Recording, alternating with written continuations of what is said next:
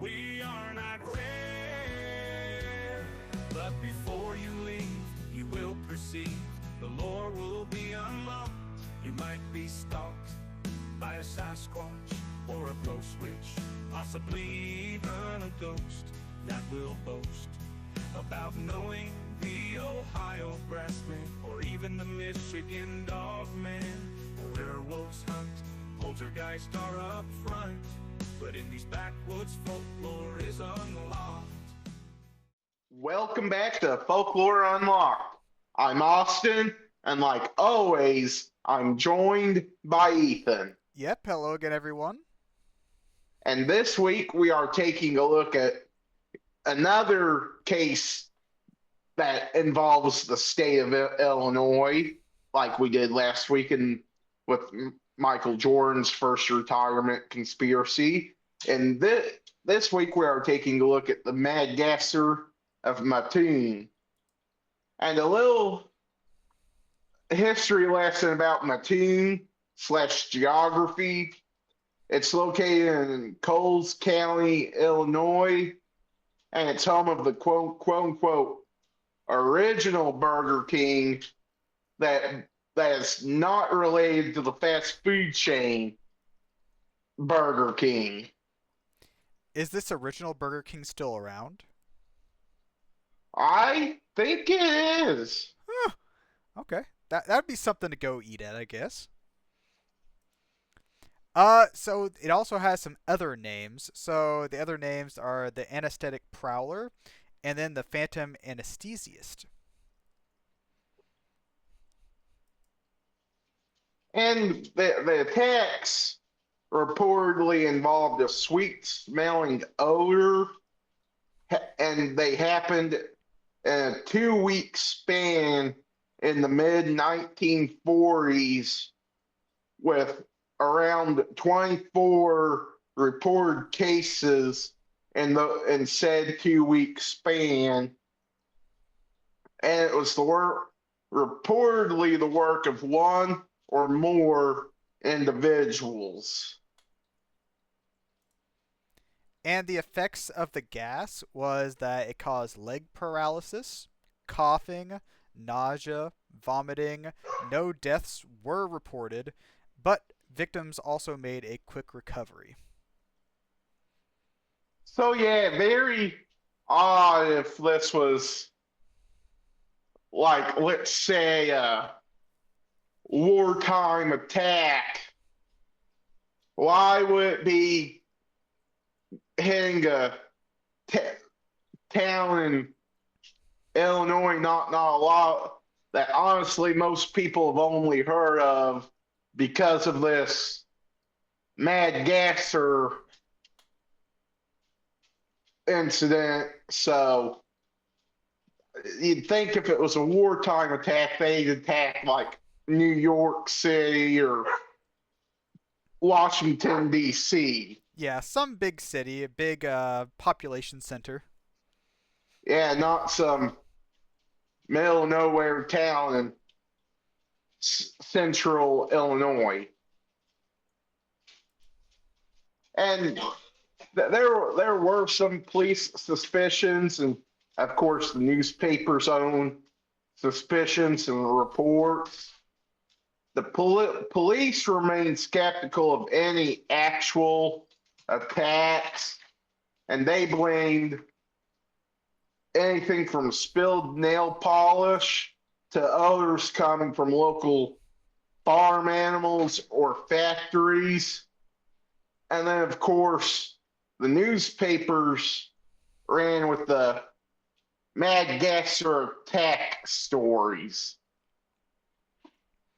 Yeah, I have to say, I don't know of any animals that would have such a sweet smell like what they kind of explained. I don't know.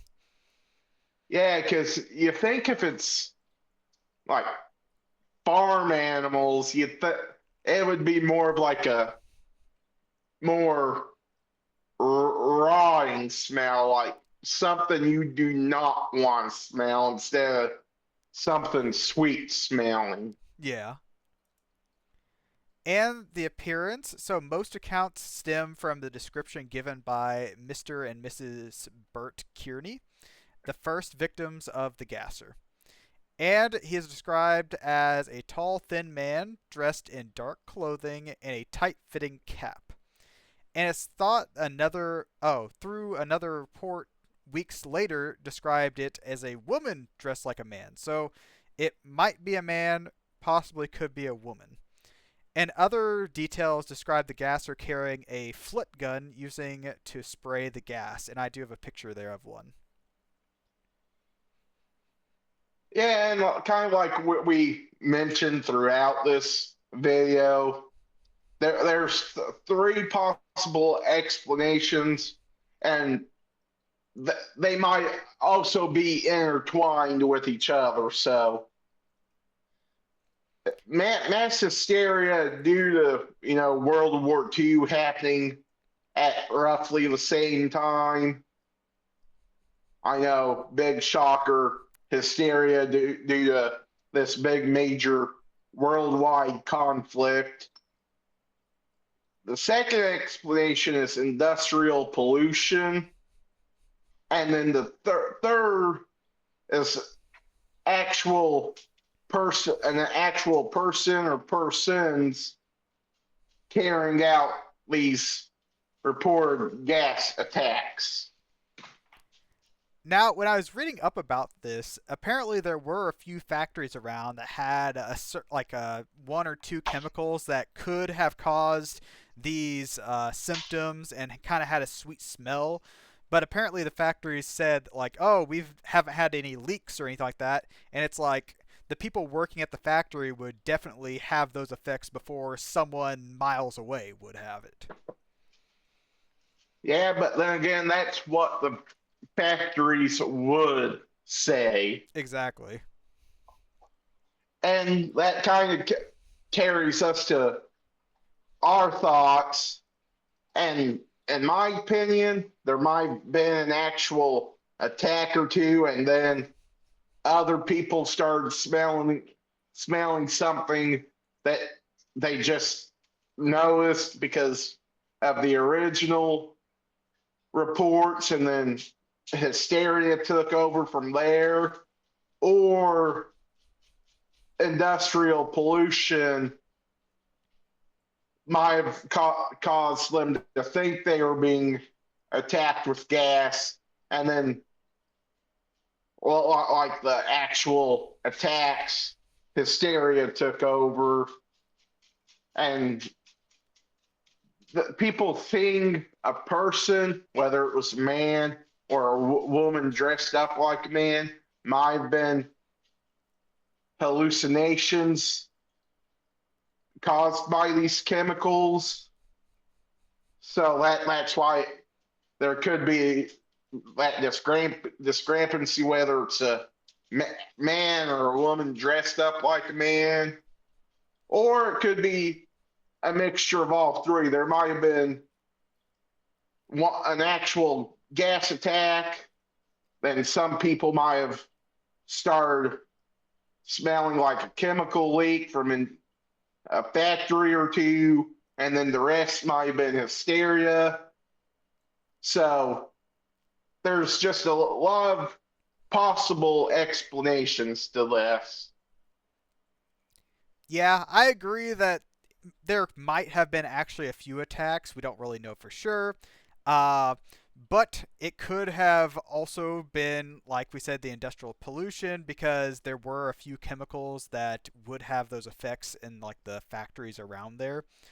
So I mean, it could have been something actual, tangible, but most likely all the rest were hysteria that really took effect, that made people freak out when they smelled something that was different or sweet.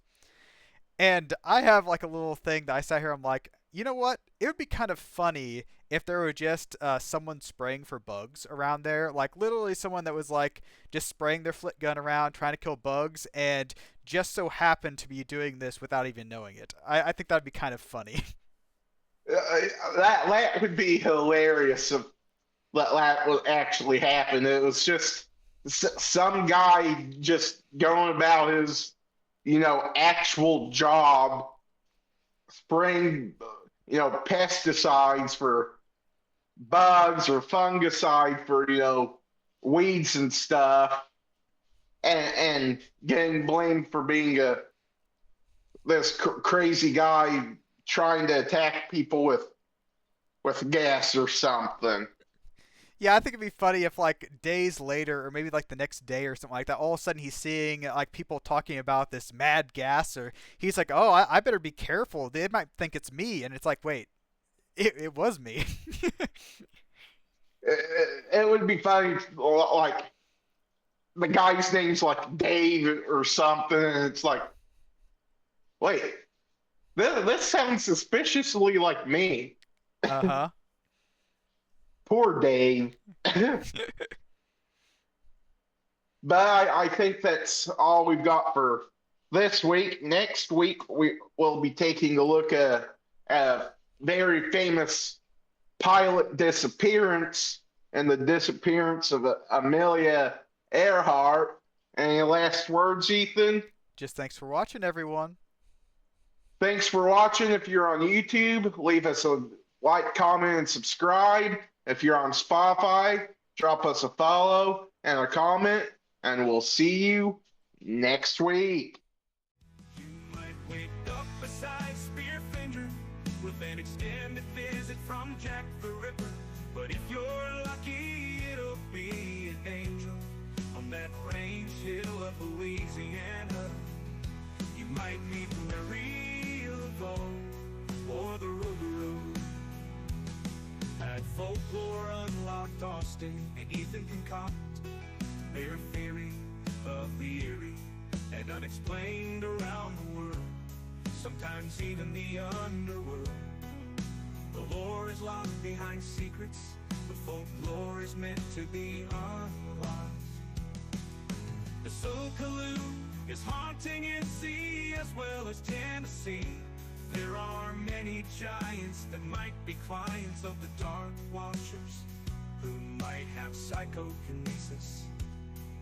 And the phantom time hypothesis is like a phoenix, coming back around again and again. The laser strain on your brain if you got more than 2 brain cells in you. Some believe McCartney's dead because they read into the Mandela effect, which is subject